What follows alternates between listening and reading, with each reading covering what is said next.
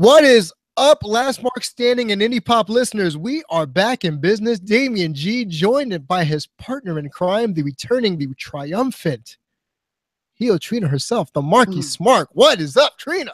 Hi, guys. We are back in business, baby. And just as my hiatus is picking up more steam because I've been relaxing on a beach, in the bed, drinking my wine, going to wine festivals, and all that other good stuff, which I'll talk about another day. Wrestle Circus. What in the name of all that is holy have you done now? Trina, would you like to specify for the audience what exactly Wrestle Circus did now? Look, this is a young company. And this is my first time this past weekend going down to see the circus. I went specifically because Dave Christ has been out the last 3 or 4 weeks or so, and this was his first match back. And so I was like, okay, I'll go out and support Dave. Because people know that there's some weird stuff with Wrestle Circus. We talked about their sort of their GoFundMe and all this different stuff. And a lot of our mutuals are very much against the circus. So, a lot of the Southern Graps boys very much against them. And so it's kind of a touchy subject. And you definitely, there's a split in the wrestling world among the boys, even. When this thing happened with the GoFundMe, Joey Janela was like at the forefront of roasting them. And so, you have guy, and then Brian Cage, in this instance, last night and yesterday was the one who led the charge, defending Wrestle Circus. So, it's just, and then ACH, jumped in. So there's been a lot of stuff going on. This is a 6-month-old promotion run out of Austin, Texas. I think it's a couple that has some money and they wanted to do something cool with wrestling. And I went this weekend. It was in downtown Austin, which is really cool because Austin's, it's a great place to visit anyway, but having the venue be right downtown, right in the middle of everything and close to hotels. My hotel was a block away. I mean, that's great. Just compared to going to wrestling events in other places and having to drive in the middle of nowhere and getting lost and all this different stuff. It was just cool. It felt very urban, like even AAW, unless they run in Logan Square Auditorium, they don't run in the city. So to have a wrestling show be right in the middle of everything, because you had bachelor parties and bachelorette parties and all sorts of people just like popping their heads in and going like, ooh, what's going on? And people trying to look through the windows. Like it just felt very mainstream.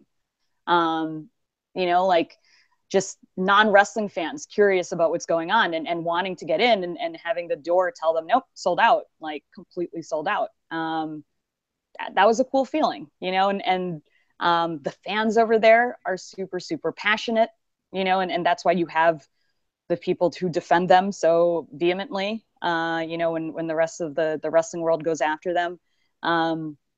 It was a good experience all around. Interesting things, were noted, definitely, for sure. I think that day in particular, the air conditioning was broken, I think, because I think typically that venue that they use downtown is used for weddings. So I don't I don't believe that it typically doesn't have AC. I think it usually does. And maybe just, on Saturday, it just wasn't working or whatever. They don't have food, which is one of the complaints that some people have about them as well, or other promotions. Great show, super long. Didn't it last like 5 hours? It was a really long show. And the thing is, I already knew that from some of the boys who work Wrestle Circus. I remembered talking to somebody a couple months ago, and they were showing me the card and all this different stuff. And I was like, God, that card is huge. And he's like, yeah, it runs long. He's like, that's my only issue with them as a worker, is that like, it just runs really, really long. And what's interesting is, this is some like insider baseball, is that part of the reason that show on Saturday ran long was because you had a couple of the guys running their matches longer than they should have. Oh, yeah. So part of that was on the boys. You know, I don't know who, I can't name names of whose matches went longer than they should have, but, you know, like a couple people debuted, I can imagine, you know, wanting, as Eric Wayne would say, getting all your shit in, you know, like you want to get your shit in. Like this stuff is, it's being streamed live on Twitch, you know, like everybody's watching. It's a big stage and you just want to get your shit in. So I can imagine an 8-minute match turning into like a 15-minute match, which maybe turns into a 20-minute match. And then suddenly you have like a 5.5-hour show. So, you know, these things aren't perfect. It's a young promotion. They're trying to do new things. They're trying to do things differently. They're trying to promote wrestling in a different way and make it more mainstream. And you're going to run into snags like this, and you're going to ruffle feathers and piss people off. You know, like I felt like the spirit of what they're trying to do was definitely positive. You know, they're definitely trying to do something good for wrestling. Yeah, they're going to have some detractors, and they're going to keep pissing people off because they won't stop innovating. And the people that have been with them from the beginning and the people that continue to join their army are super, super loyal. So, you know, guys, I think this place is going to be around for a while, maybe. You know, I don't know. After all this time, I've heard about Wrestle Circus, and I've been to Austin more than a handful of times, so much so that it's one on my places to relocate to. Great venue. I mean, great place for wrestling. I think that we talked about this off air about eclectic markets and diversity. And I feel that Austin, especially with, let's be real here, the young money, you know, in Austin, that is the perfect breeding ground to build new wrestling fandom and to attract wrestling fans in general. Yeah, because it really is. It really is. Like we were saying about this earlier, like, you know, you have these municipalities and these places with office space and buildings and just vibe, you know, and there's tons of people. So I can say Austin is a great fit. Now, you know this, Indie Pop listeners know this. I have been a detractor to Wrestle Circus because I thought they were a little ridiculous with that GoFundMe you referenced earlier. We have a show about this on Indie Pop. Go back and listen to it. All you New Age Insiders people, just take the time to listen to it. It was maybe about a month and a half ago. But I see where they're going with this now. I see. I didn't know they were only a few months old. I thought they've been around for a couple of years. So now you telling me they've only been around for several months paints a completely different picture for me. For me, this paints a, we hungry, we gonna see what works. I mean, look, they're on Twitch. How many wrestling companies have ever thought to use Twitch as a way to stream their events? Right. I mean, this is the first time for any wrestling promotion to be on Twitch. And so it was the first time, you know, for the boys, like they didn't know what to expect. I mean, it really, they're just doing different stuff, you know, and it's like, now that I've seen them, I've seen one of their shows in person and see what they're trying to do. And you know, like, yeah, you're going to piss people off because this is an old carny business. And the people at Wrestle Circus don't really, you know, give a flying F about who they piss off, you know, like they're just trying, I have to say, like, they're just trying to put on the best show possible for their fans. I mean, I really do believe that, you know, but like that's the point. The point is to put a great show on for your fans and to build buzz. And by them being almost borderline antagonistic to the old guard, they're building a buzz. They're doing what it takes to succeed in the social media world. So you know what? I've been hard on them, but I get where they're coming from. I get it. Yeah. No, I mean, look, that's what I'll say about that. You know, that the spirit of what they're doing is in the right place. You know, there are a lot of kinks that they're still trying to work out. If you guys know a little bit about my background, I worked in startups for many years, over 5 years experience in San Francisco and Chicago. And there are still some like administrative things that they also don't have figured out, you know, like they're lacking in almost every category, because they're trying to do such different things. And so, you know, originally when I started hearing things about Wrestle Circus, it was some of the administrative stuff or, you know, and so it was like, okay, this is not the way that you do business in wrestling, you know, like if you're a longtime listener of Indie Pop, we advocate a lot for the wrestlers and the real lives that they live, and the fact that, they're all independent contractors and it's paycheck to paycheck. And so, that was one of the knocks that I had against them. But now that I see it sort of in the bigger picture, it's all growing pains. I mean, I've worked at startups, where people don't get paid and think, so there are just little things here and there. But these are all to be expected for a company that is less than a year old, who is trying to innovate way faster than any of us can wrap our heads around. So you've never seen something like this before in the wrestling business? No, I mean,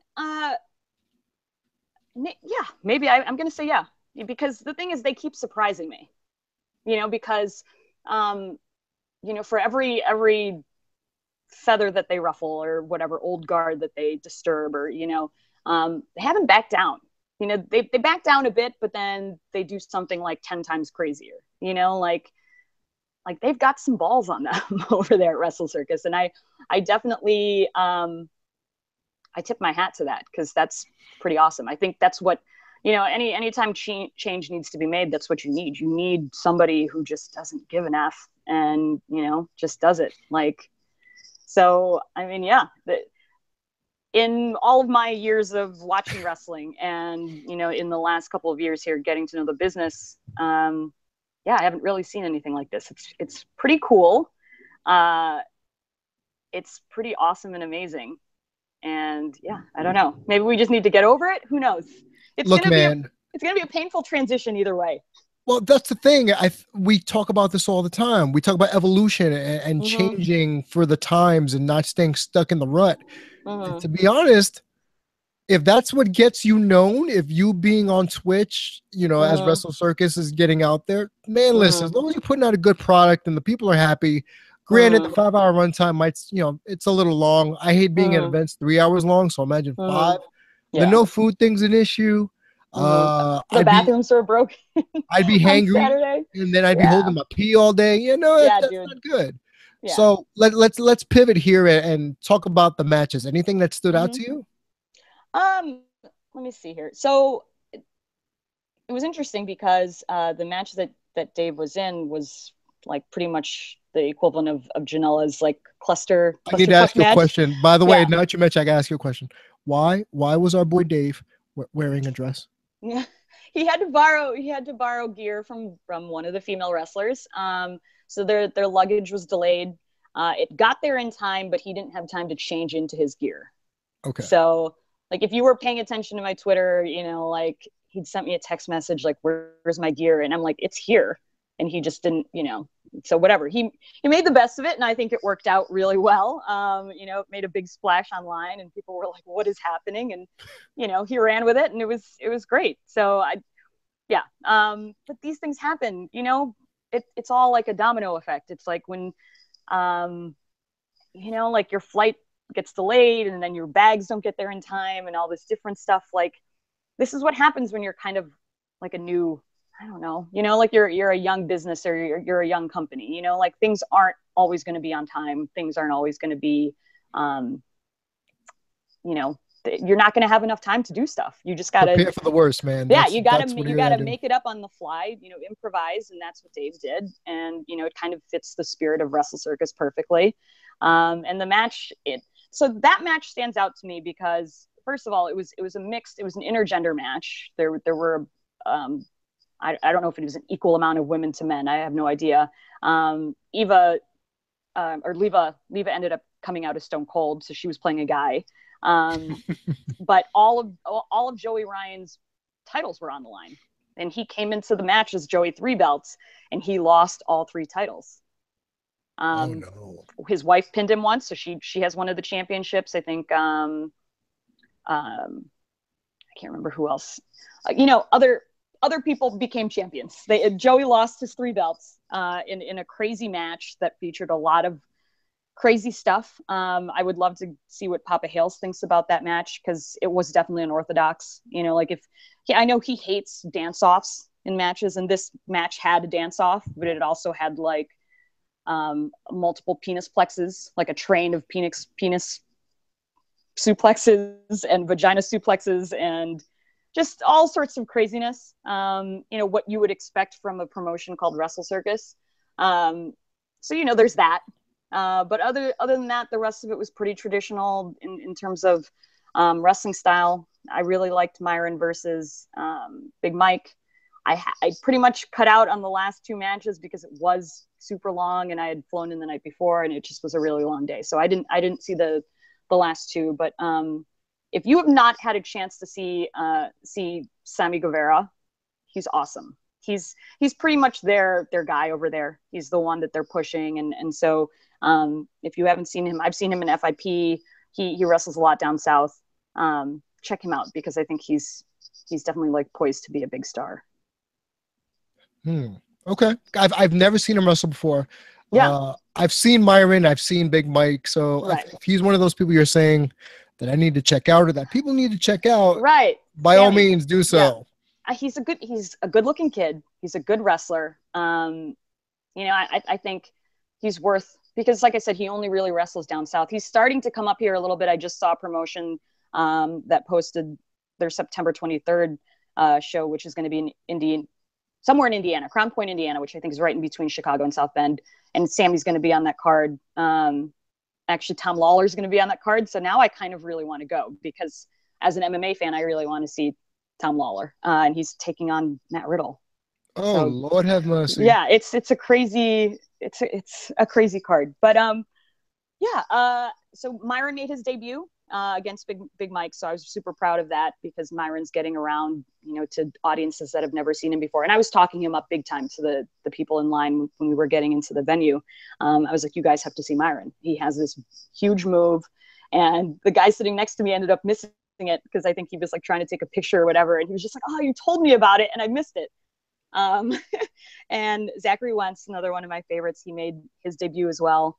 I was a little intoxicated during that match, and I was super mean to Matt Sydal. If you guys know, the tweet. Oh yeah, I know. Never mind, I know. Yeah. I mean, because look, I love Zachary, and I knew he wasn't going to win this match, and and so if you don't know the story, Matt got detained in Japan for marijuana possession, and I did yell at him, locked up abroad twice. during the match and Topher, one of our fans, our listeners, was sitting next to me and he was just like, dude, like he'd listened to me all night and he was just like, that's a little harsh. And I was like, that's okay, the line. I felt really bad, but great show, super great energy. Like I said, the fans over there are really, really into it. They're dedicated to this promotion. They're dedicated to good wrestling, and anybody who gets to wrestle there feels the love, I can see it being, I don't know if I'm going to say this, but it could be like the PWG of the South. Oh, wow. That's sacrilegious, man. You don't throw PWG around these parts, man. I know. Well, I mean, people say the same thing about AAW, and I have yet to do an Evolve show on the East Coast. Still waiting. Or whatever, whatever the equivalent is. But I understand that idea where you have wrestlers and workers who want to work the show because of the way it makes them feel. And I think the fans at Wrestle Circus make the wrestlers feel loved and appreciated. There's just nothing but wrestling love in that room, and humidity and like lots of other things. But I was gonna say there's like piss and heat and things like that. Yeah, but it's not a snarky crowd. I was probably the snarkiest one there. Like some guy yelled Chris Brown at Myron and I yelled at him back. But other than that, like this is a crowd full of wrestling love. Like they know they're seeing the best wrestlers in the world. They know they're seeing the best matchups, and they're super happy and love being at that venue at that time. So, I mean, that's a really special thing, and I think you and I experienced that at the First Glory Pro. It's similar to that, like they've created something special down there.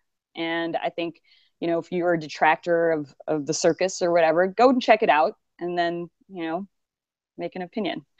All I know is that my best friend from college lives in Austin. So if that's the case, maybe we should take a trip all down to Austin, Texas and see some Wrestle Circus one of these days. Right. And, like it was good because I sat with friends, like, Topher's been a fan for a really long time, and we've been friends online for a really long time. And we sat together, and it was just like being with an old friend, like I've never met this guy in my life. And he texted me like before I got there, he's like, my tattoo on my arm is new, so no grabbing my arm. And I was like, you better switch seats because I can't guarantee you anything. And so he switched seats so his arm was away from me, which was good on him. Okay, good. I'm glad you gave him the warning, because that's what you tend to do at shows. Right, yes, exactly. I'm like, I grab people. I'm just like, oh my God, what did I just see? And, like we got people diving into us, and, like you just go with friends, and just have a good time and love wrestling. And it was awesome. Like aside from it being 5.5 hours long, like if it had ended, I think at like Myron and Big Mike, I would have been like, fine. It would have been like, this was perfect, like great ending. Because I'm not super into Brian Cage. I've seen him wrestle a ton of times. Me too. People wanted to see, because I think it was Bobby Fish and Kyle O'Reilly. They were wrestling, so people wanted to see them. And Sammy Guevara's, their guy. So I do recommend staying the whole show if you can stand the whole like 5-6 hours deal. But I didn't this time around. But it was a really good experience. But there were seats, right? It wasn't like standing room only, like Hood Slam. So there are seats, but you can purchase standing room only tickets. Those are the last tickets to go. AEW also has standing room only tickets. So, I mean, there are people standing, and it's a tight venue, like it's a really small space and a lot of people crammed in. And so it is hard to get to your seat. For example, if you are in the front or towards the front and stuff like that, which I was in the second row. And so I hopped out a couple times, and it was hard to get in and out. And, I don't know. There are seats for sure. But it is crowded. Okay. And the bathrooms didn't work. Well, oh my God. Just a little aside for all you New Age Insiders listeners, just make sure you go to the bathroom first before you go to a Wrestle Circus event. Because I've seen this at other promotions where people are online pre-gaming.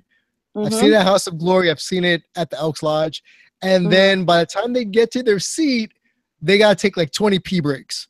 Right. So in this case, when the bathroom's not working, you got to go outside. Don't do that. Don't be that guy or girl. Right. That does. Right. It was tough because, like, I think that they shut down right before intermission. And so intermission came, and this poor lady had to be the one to be like, I don't have any other information. All I know is that they're out of order. Because everyone's just like, well, can I, they were like, can I just do this? Like, I don't need to go, like they were trying to like negotiate with her. And she was just like, no, they're both closed. You can go find somewhere else to go. And like I said, I was lucky enough that my hotel was just a block away, and I brought, I bought shirts and all this different stuff. So it worked out perfectly. I had enough time to go back to my hotel, use the bathroom there, and then come back. So if they are going to run in that venue again, I'm getting some DMs about them moving to a new location. Know that there are a bunch of hotels like within walking distance. So you can either stay at one of the hotels by there or try and find a bathroom. Like the hotel I stayed in was a big conference center. So I'm pretty sure anybody could have walked in and just like found one of the 50 bathrooms that were available. So, it wasn't the worst thing. You could be stuck in the middle of nowhere and not have bathrooms, which happens frequently at independent wrestling shows. The Punk Pro Wrestling show during Mania Week had one bathroom, and we were definitely in the middle of nowhere because it was like just a bunch of like storage units that they converted into a wrestling venue. So, I mean, or you could be in the middle of like a cornfield. So it's not the worst thing ever, but these are actually things that are going to happen. I have a question for you now that you said that. Yeah. What is the worst place you've ever seen an event? The worst place I've ever seen an event. I don't go into those experiences wanting it to be bad. No, not that. And after you've gone and you've experienced it and you've compared all of them, what if you don't want to blow people up, fine.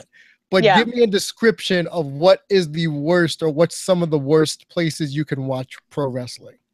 It's fine. Punk Pro was not great. And you know, it's not to say that all of their shows are like that, because they just started traveling and they're super young. I think they're only on their third or fourth show, so they're even younger than Wrestle Circuses. But I think I went to their very first show. It was the Wednesday of WrestleMania week. Like I said, it was in a converted storage unit. So the ring was in one corner. They only had like maybe 10 seats, which you had to purchase ahead of time, and the rest of it was standing room. You know, so Papa Hales, we had to find him a chair, you know, and it's concrete. It's just it's not comfortable, you know, and there was one bathroom. It was just like one unisex bathroom where they put up some, you know, the flimsiest walls possible. and the boys didn't really have that great of a dressing room area. There wasn't really an entrance way for them to, you know, like, it definitely felt like take backyard wrestling and just put it into a storage unit. Nice. Is really what it was. But I would much rather watch backyard wrestling, because at least like the ground is softer than concrete. Like that's true. You know, that's the thing. It's like, you can't, like, soil and like the outside. I'd much rather just stand outside than stand inside a warehouse. And you might get a suntan too from standing outside. So that's right. Right. And I mean, you know, I've talked about other IWA arenas, pretty crazy looking. It's like a barn pretty much. You know, I've been to some crazy venues, but having to stand, I would say, you know, in the Florida heat, probably wasn't the best. That sounds sexy. Standing in the Florida heat. Trust me, I was at Disney recently. My dumb ass decided to go in jeans and a t-shirt. So I was drenched in sweat and it was sexy AF. So I understand completely. Yeah. And I mean, look, there was no room for merch tables. So literally the Gymnasty Boys and the Gymnasty Boys. It's White Mike and and I think the Ugly Ducklings were selling merch on the hoods of their car. Sweet. Like out of their trunks or on the hoods of their car, you know, like some of the people are like getting dressed outside. I mean, like it was really a guerrilla experience, you know, a guerrilla wrestling experience for sure. A lot more guerrilla than, you know, I've been to the lodge over where PWG is, and that's way nicer than the storage unit. It's in the storage unit that Punk Pro Wrestling ran during Mania Week. The next episode of Indie Pop will be in a fridge, in a storage locker. That's what we're gonna record from, just to know what it feels like to be in Punk Pro. Oh my god, that just gave me an idea. Can you imagine if they ran wrestling in like a hockey rink? They technically. I think so, but I mean, like with the ice, physically run in a hockey rink. Yes, they do. Oh, you're right. Okay, that's not a good idea, because it's kind of like being in an underground bunker. Yes. Yeah. If you ever go to CZW in Voorhees, New Jersey, they run out of a skating rink and you have no service, and it's gigantic and cold. And yeah, it's like being in an underground bunker, but you're above the ground. Exactly. And that day still lives in infamy for me, you, Hokai, just because the conversation with David Starr's dad, if anything. That day still lives in infamy for us. But okay, switching gears.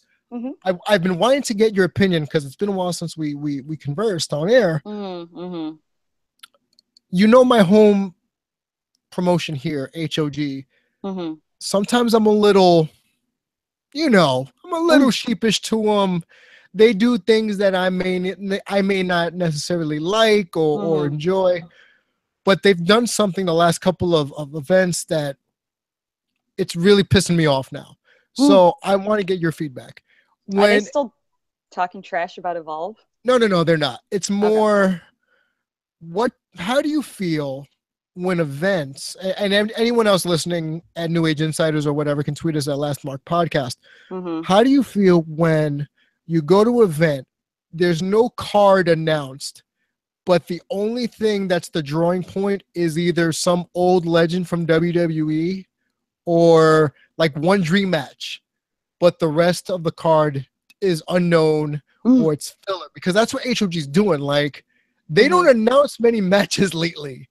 Like this Saturday, you have Leo versus Gangone, which is great. You got Broadway against Gacy, which is great. Aside from that, they just announced today a battle royal, and literally the event is 3 days from now. How do you feel about that? Okay. I think depending on who the promotion is, you know, like some promotions have garnered enough goodwill to do that. You know, like I know that there are plenty of people, including myself, who would go to a PWG or an AAW or whatever, that caliber, and not know what the card is, because you know that they're gonna, and I think HOG is the same level. You know that they're gonna give you quality wrestling, so there's no concern about it. But I recently went to NWL Kansas City, you know, and they didn't have a published card. Mm-hmm. And that's not what you expect from a new promotion or a promotion that's trying to build stars. Like I think only certain promotions can do that. You know, the super indies who typically bring in big names, you know, because, you know, like I think otherwise it's not really professional. It seems sloppy. You know, if you're not putting out the card beforehand and promoting the show the way that it's supposed to be. I mean, think about it from like the wrestler's point of view, for example. If you're not being promoted as being on the show, you know, how are people going to know that you're working? You know what I mean? Like I get it. Like PWG or AEW, any of those big ones can put out a show with no card, and you'll know like probably a handful of people that are going to be there already. You know, a lot of the regulars work that. But if you're like a mid-card person or a lesser known person, you want every promotion you're working every day of the year, letting it be known over and over and over again that you're working that show. Does that make sense? That does make sense. Yeah. I mean, for the fans, that's already kind of a mess, you know, like, but I expect these things as an independent wrestling fan, because, you know, the card is subject to change all the time. So even if I get a certain schedule of matches and things like that, and it doesn't turn out that way, or things change or whatever, that's fine. That's the way it goes. But I really do think from a performer point of view, you owe it to those guys to promote them as much as you can. Well, we do our part. I'd like to think you and I do our part to promote people as much as possible. Right. We do. You know, but I mean, I don't know. That's totally not, that was an unexpected stance for me to take.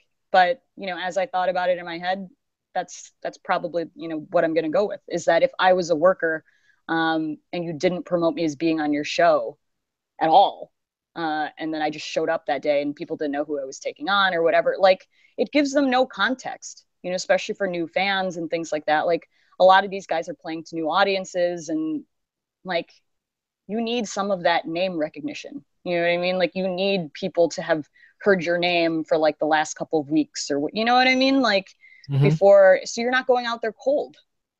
Like, I can't even imagine what that would be like for any of the wrestlers. I know HOG uses a lot of the regional guys, but, you know, imagine if it was one of our guys here from St. Louis or from somewhere else, and they were going in there cold, which you were at that show where Kurt Stallion came in, like, randomly. No one knew he was going to be there. BCW, yeah, that's right. BCW. Yeah, he didn't, and nobody knew who was going to be there, and the crowd didn't know who he was. And, you know, good on Kurt for turning the crowd eventually on his side. But I mean, imagine like a performer who isn't as confident or less seasoned having to go out there cold, to a crowd that's never heard your name before because you haven't been promoted. You know, you pretty much have to start from ground zero.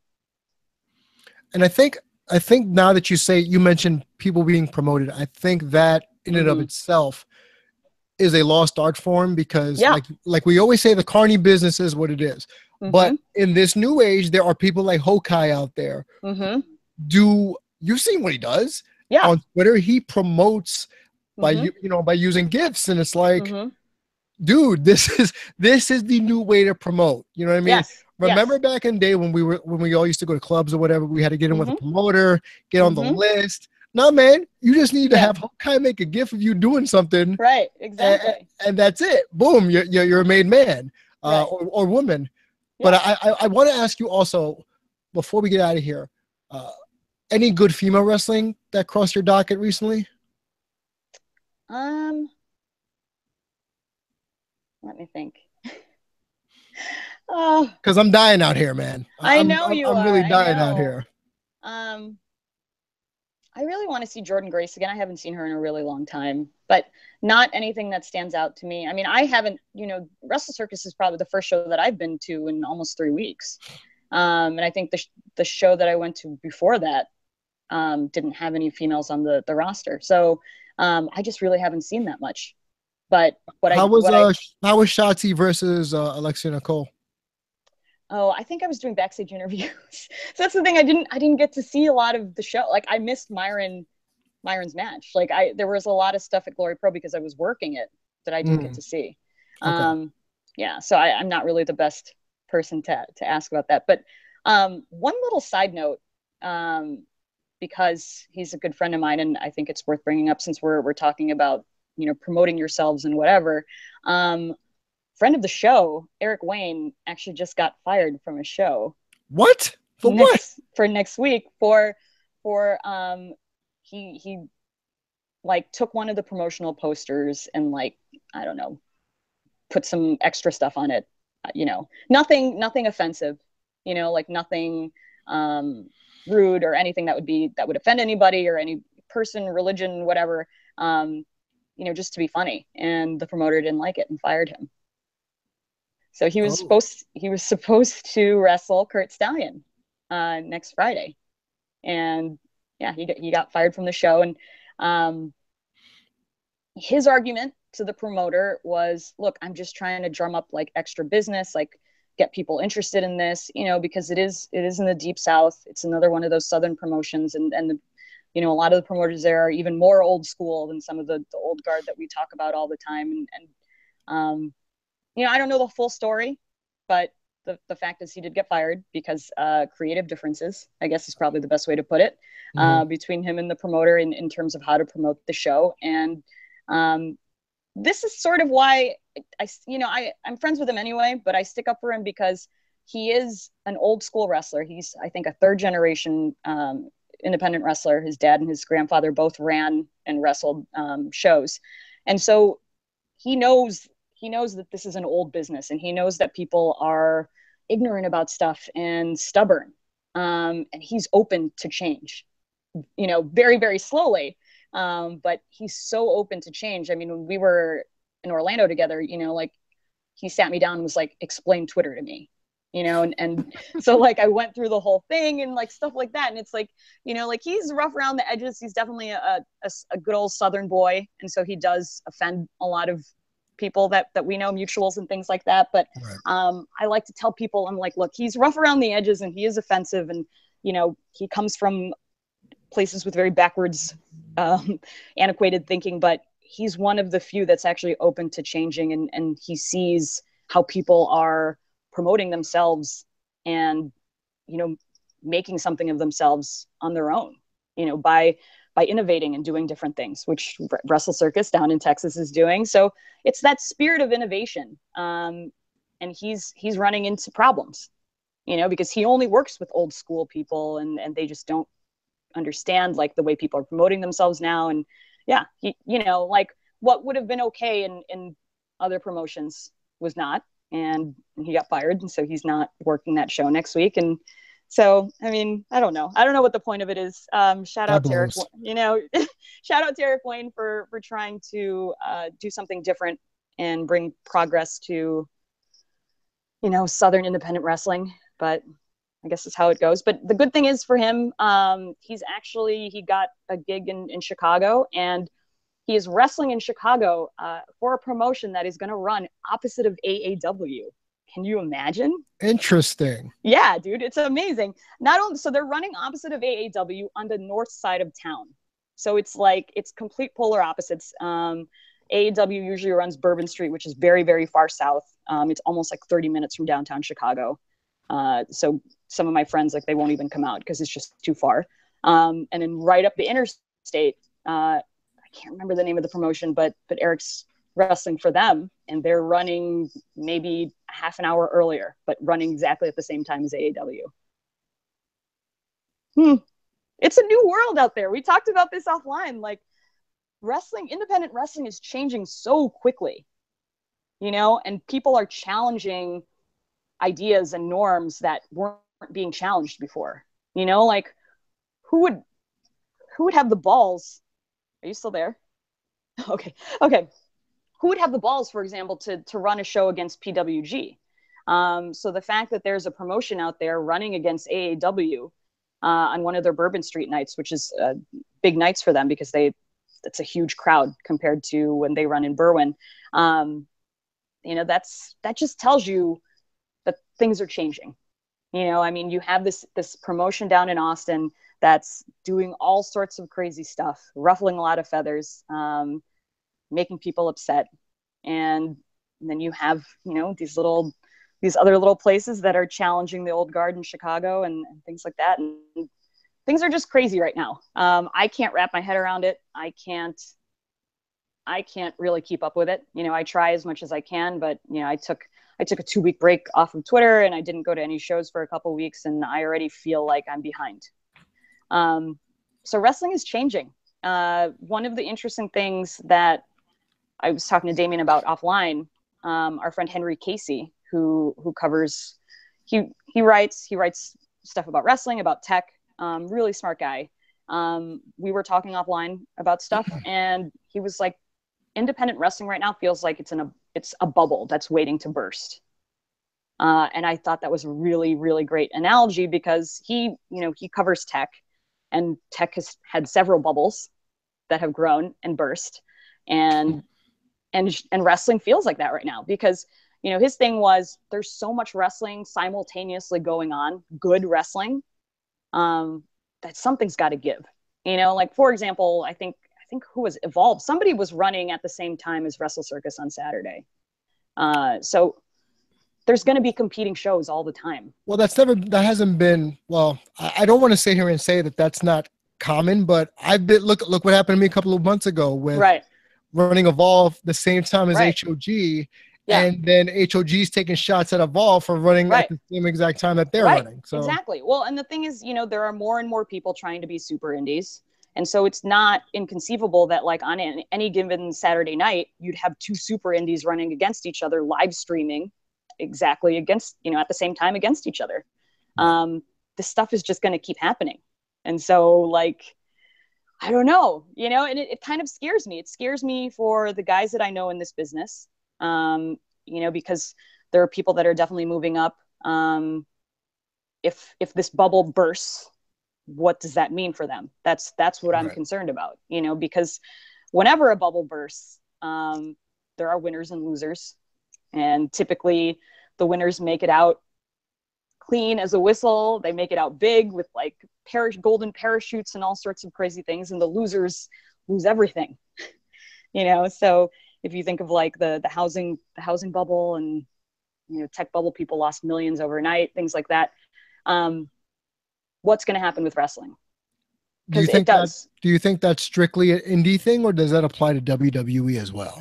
So it's interesting because I almost want to bring Henry on or talk to him about it more because, he has friends that he talks to about it as well, who analyze the business and they don't even feel like at this point, organizations like Ring of Honor or Impact are necessarily safe.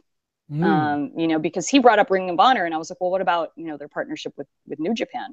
And he's like, at the end of the day, he was telling me about Sinclair and all this different stuff. I mean, they don't bring in enough.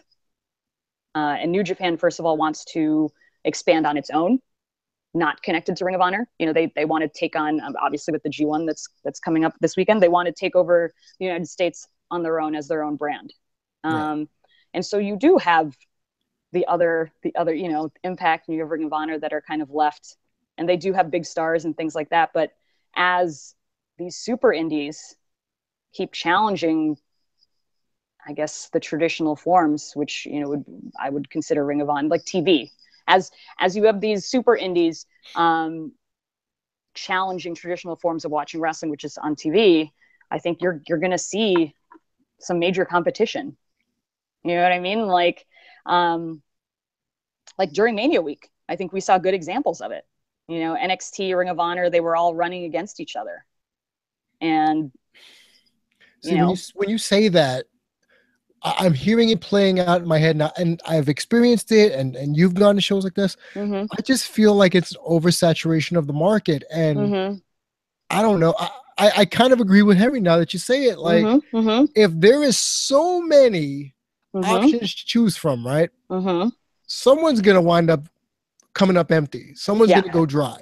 Someone's getting screwed. Yeah. Exactly. So you're stuck with, like I said before, probably booking a card that has nobody on it because I'm not saying people do this all the time. Yeah. But people will cancel on their agreements for one promotion to go work at another one because either it's better in their mind or their own estimation, or it's cooler, or they offer them more money. I know one or two people who have actually done that. I won't shout them out, but that's not cool, man. But in this kind of situation, it's business. And when it comes to business, money talks, and I guess the talent will walk if the money's right. And that's the thing. It's like, you know, we talk about the old guard. We talk about this being an old business. And it's not really just people who are stubborn and don't like change and don't like to evolve. I think what's happening is you have, because this is happening with me, is that it's moving so fast. I'm just scared of where it's going to go and what the consequences are going to be. And I think that's why you have a lot of people railing against the innovators in this business, because they feel like, okay, these innovators are not thinking of the long-term consequences. Like how will this affect wrestling going forward? You know, if you start doing one thing, it's going to set a precedent that won't be good for the business overall. You know, you got to think, I understand, like you want to put a good show on for the audience, but, and we talk about this all the time, like you got to think about the workers, you know, and you got to think about the performers who are putting their bodies on the line and things like that. And, what happens with these super indies is like, yeah, you get a lot of people who are like mid-level to just coming up who are left out of this stuff.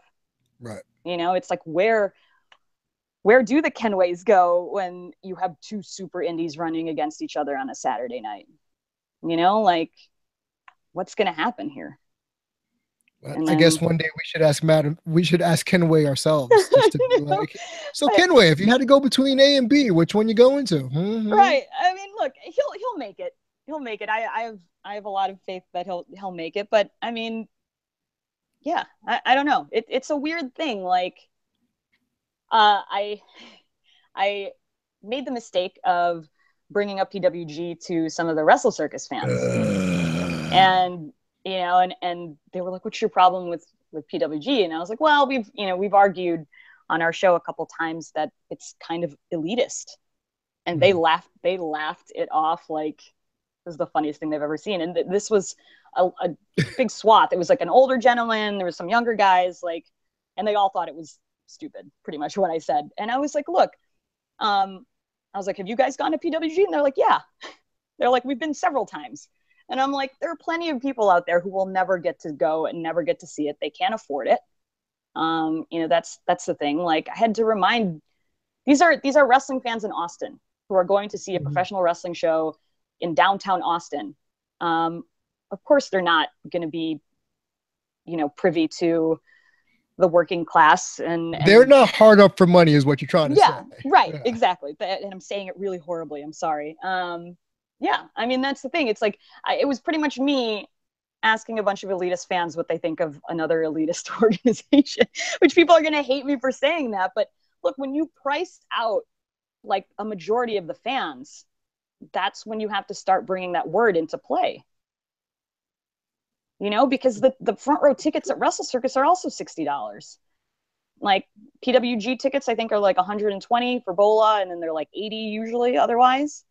And then, man, listen, of all this 50 on the stage, yeah, HOG at a big event is at their big events is 40.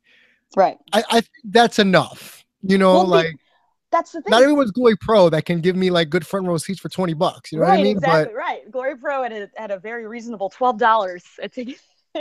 You know, to get your GAs for $12, right. But see, that's the thing. This is the trend that people are seeing. This is what people are worried about. It's like, if you keep creating more and more super indies, it's just going to keep driving the price up, and it's just, you know, what happens to everybody else? You know, and it's like, they go PWG, by the wayside. Yeah. Because, you know, I think AAW, their front row tickets are about $50 also as well. But I mean, the more and more these things become, you know, must see like FOMO type moments, the price is just going to keep going up.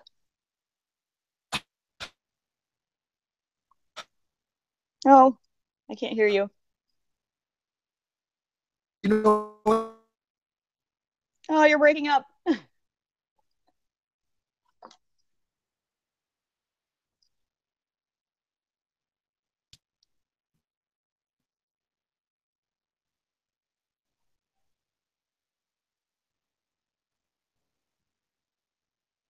Can you hear me? right.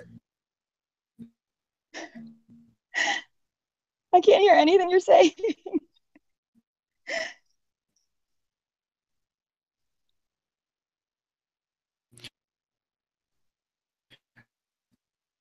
No, I don't know, nothing.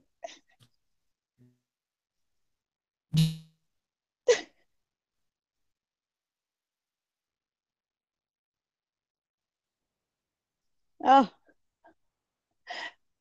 I hear nothing.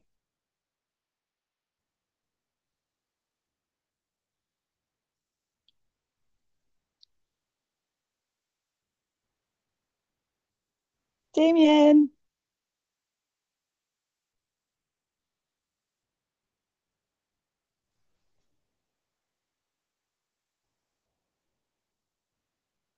I can't hear you.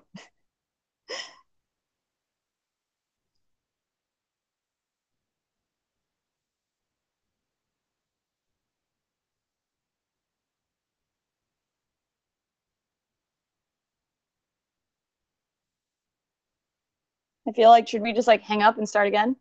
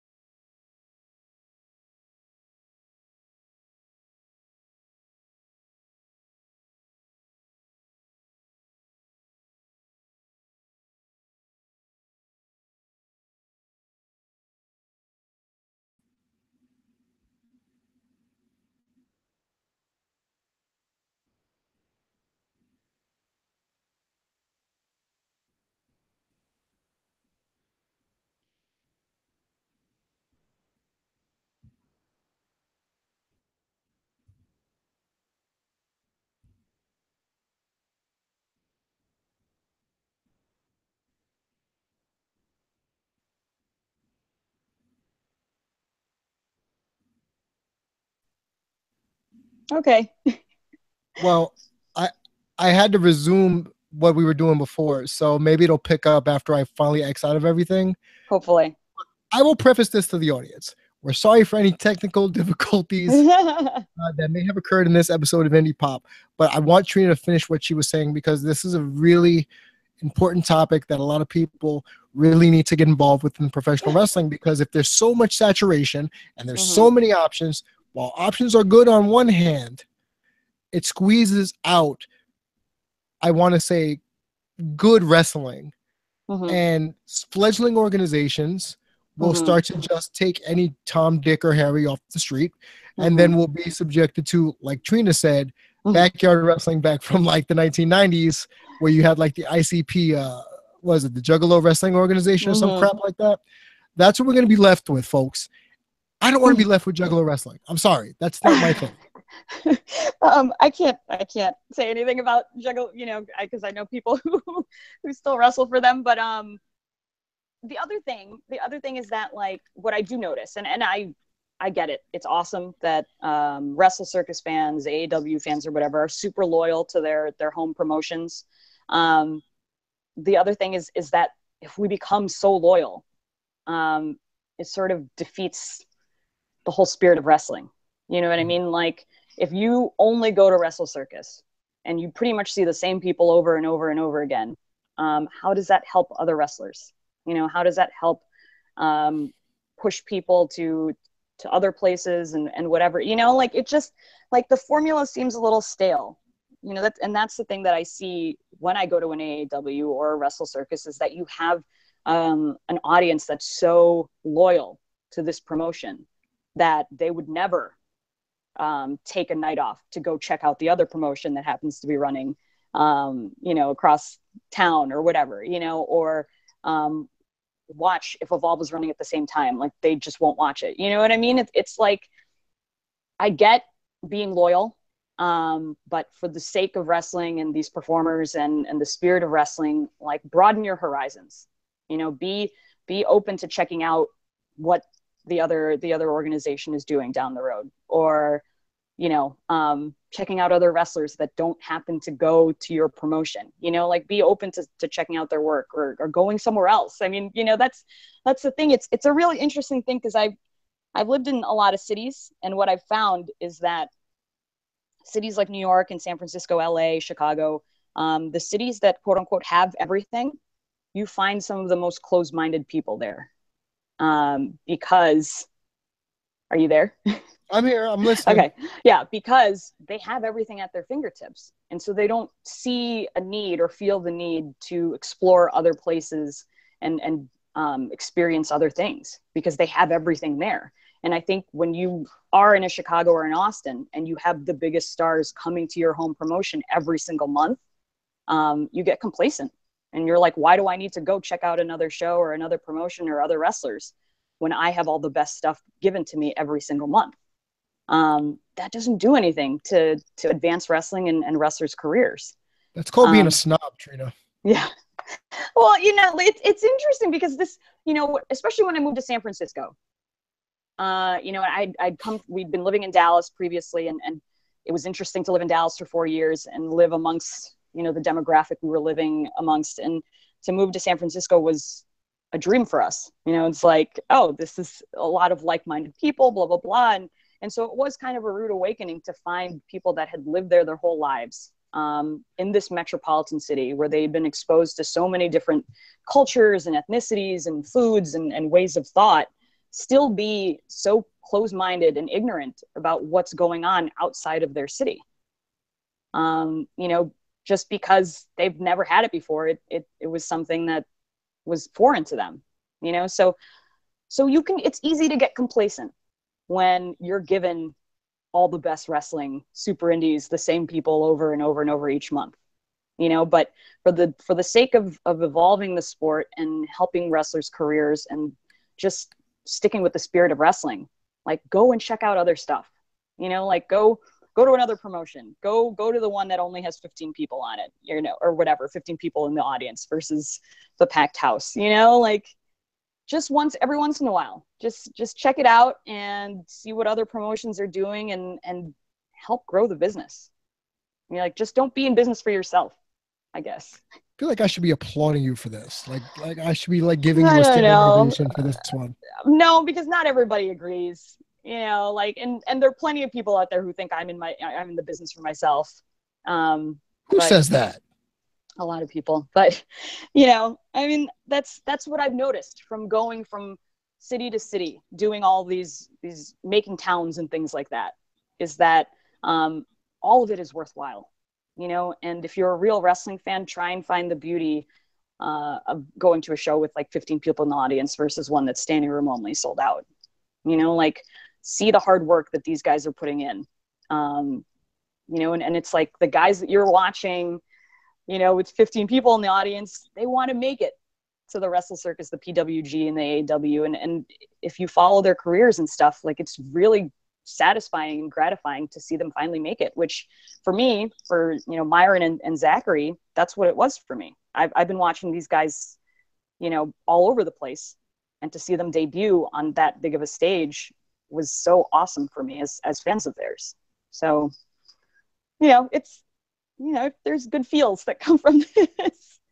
I don't know if I'm making a point. No, well, you're making a point that people are still passionate about professional wrestling, and that, I guess, for us here at Indie Pop Last Mark Standing, that is important. Mm-hmm. If you'll let me have the floor for a couple of seconds. Yes, please. Yeah, because I didn't hear, with the technical difficulties, I felt so bad because I know you were talking and I was like, so go ahead, please. It's fine. So, as I've been enjoying my wrestling hiatus, and a lot of you know that I'm not coming back to another show anytime soon. Probably my first foray back will be August 12th for Battle Club, when the WWE British Invasion happens. Mm-hmm. So I will say this. I have not been this relaxed to not cover wrestling in a long time. Yeah, dude, I feel you. I recently turned down an opportunity to go and see House of Glory this Saturday.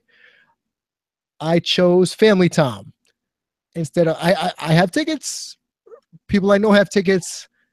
I'm just choosing not to go for the simple reason of, I find myself to be more willing to talk about the big picture in terms of professional wrestling now, even more now so that I'm not at events. Right. I feel like now when I finally do kick the door down and walk back into the building, I will enjoy it a lot more. But with anything in life, with any job, with any broadcast, podcast, anything you do in the world, you need a break. Mm-hmm. And to be quite honest with you, I've needed this break. You have no idea. A little Damianistic story time for some of y'all. I've traveled a little bit more, not having to go to wrestling events.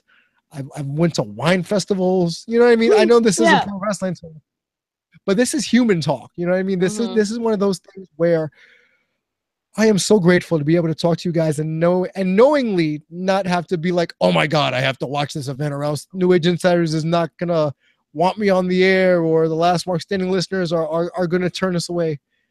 You guys know who you are.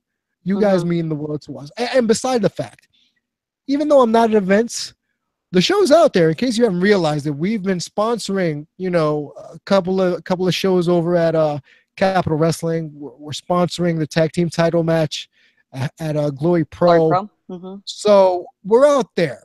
Even though I'm not out there as much as Trina is, I'm doing a lot of my work behind the scenes, as Trina knows. She knows this, and a lot of people know. I'm just trying to get us out there to more people that cover things beside pro wrestling. And this has been a welcome respite. So big shout out to Capital Wrestling for allowing us to be part of their promotional team. And, you know, of all the things we sponsored, it was the Anthony Gangone match. And big shout out to Anthony Gangone, because I'll be the first to announce this, because by the time this hits the airwaves, it'll be official. We are sponsoring their upcoming match with Anthony Gangone versus, of all people, Maxwell Jacob Friedman. Oh, our boy, friend of the show, against frenemy of the show. Yeah, sure. So go visit Capital Wrestling on Twitter to get more information. But by the time this hits air, we will be officially sponsoring that match. So I am glad to be able to help out friends over at Capital Wrestling, Andrew Zarian, Matthew Rance Shapiro. Those guys are putting in good work, man. They wrestle out of a gosh darn cathedral hall, and they made it seem majestic. So they have good things going. Glory Pro, we sing their praises all the time. You know, they're putting on family-friendly shows that are still packing the house. Think about that for a second. Family-oriented wrestling with no cussing, no swearing, no out of the ordinary stuff, and they're still packing the house. Their July 9th show. They move locations, and they're still probably going to sell the gosh darn thing out. And then there's the after party at Hooters. Yeah, exactly. Come on, man. Got an after party at Hooters. So go visit Glory Pro on Twitter. If you need help getting tickets, hit up Trina, DM her at the Marquis Mark. Yes. If you want me to potentially sponsor you in a match, or you want us to interview you for a match, hit me up at Dare to Be Damian on Twitter. Big shout out to the New Age Insider listeners. We really hope this episode didn't just hit the rails when the technology broke.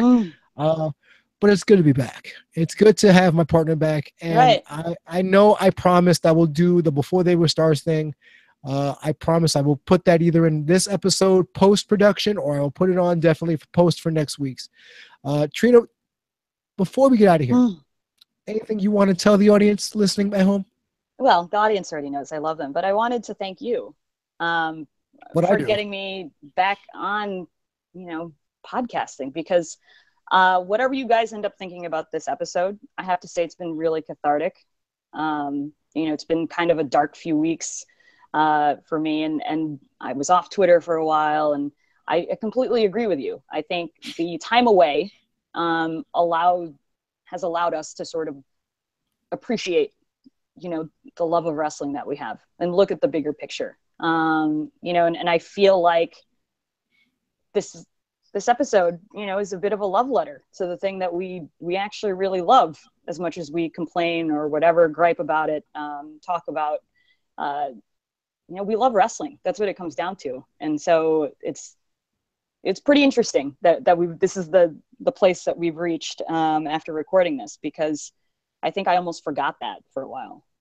And really, yeah. And I think this episode is sort of talking it out with you, and talking about it in the bigger picture sense, and how it relates to bigger issues in the world and things like that, I think has helped.